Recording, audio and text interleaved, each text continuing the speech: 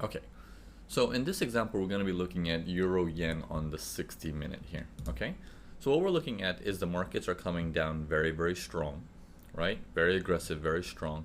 And then the pullbacks are coming up quite gradual, right? Gradual, slow and steady, gradual, slow and steady. It comes up high enough where it comes to an SNR area where at the last moment it shoots up and then it shoots back down, almost like, was that even real? Is that even a probe? That's the first sign of, okay, I think our big boy is back. Okay? Because we're using this side to compare to this side, right? Once we compare those two sides, we're like, okay, we get a better idea of how the pullback is happening. Now, here's another thing. Take a look at this pullback and look at this, this movement down, and then look at this pullback coming up to it.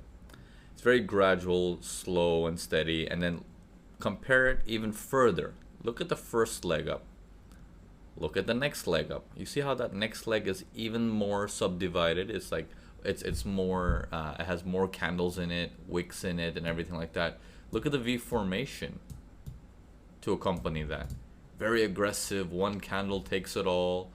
So you're seeing some signs of trend continuation, because in each trend you're always looking at a pullback with a question mark, thinking that, wait a minute, is this to reverse the market, or is this simply our big boys taking some profit and looking to re-add some money to it once they get enough people turning buyers, right? All right, so we're looking at situations like that. You know, there's a lot of buying and selling happening.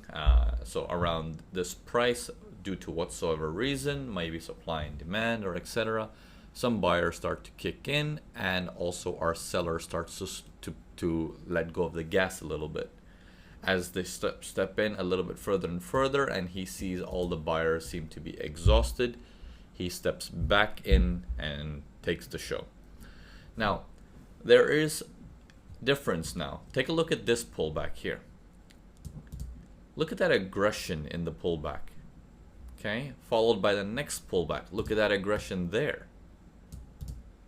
Okay, and then look at that V formation that accompanies it. You see how weak that is?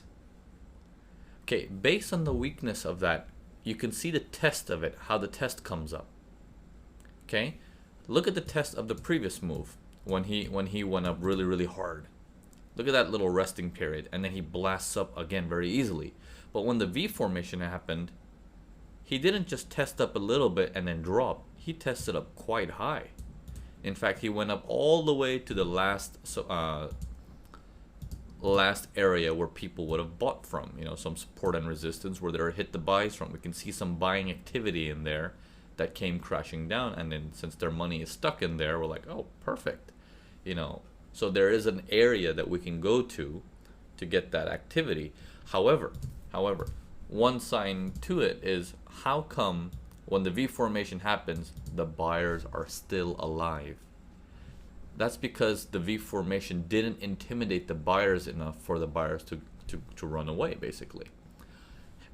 Okay, so you want to keep these things in mind. You don't want to just be so rigid and saying, okay, you know, we got one leg up, we got two legs up, we got a V formation, okay, get ready to sell. No, don't keep it as strict and rigid like that. You know, that's some of the mistakes a lot of the new traders that I encounter do, and I don't want you guys to do that. You guys have come really far enough to make those silly mistakes. I want you to start to feel the rhythm of the market and be like, okay, what's actually happening?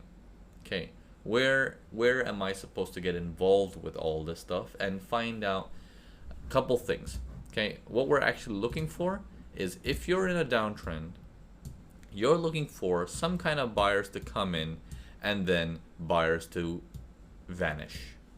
It is only at the stage of their vanishing is that you can come in.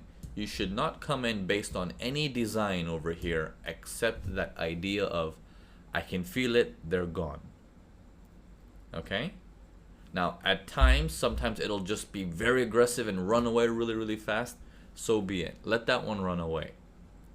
Okay? It is moments like those that keeps traders getting enticed with FOMO, which is like, if I don't get on this trade, I'm going to miss this trade. As if it's the only trade in the market.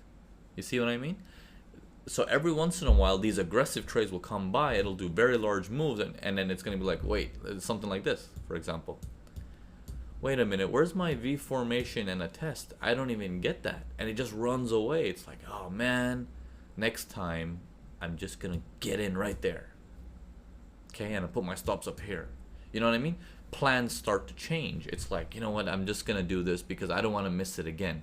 And that's the deadly nature of these aggressive ones, is then they put you on an emotional roll.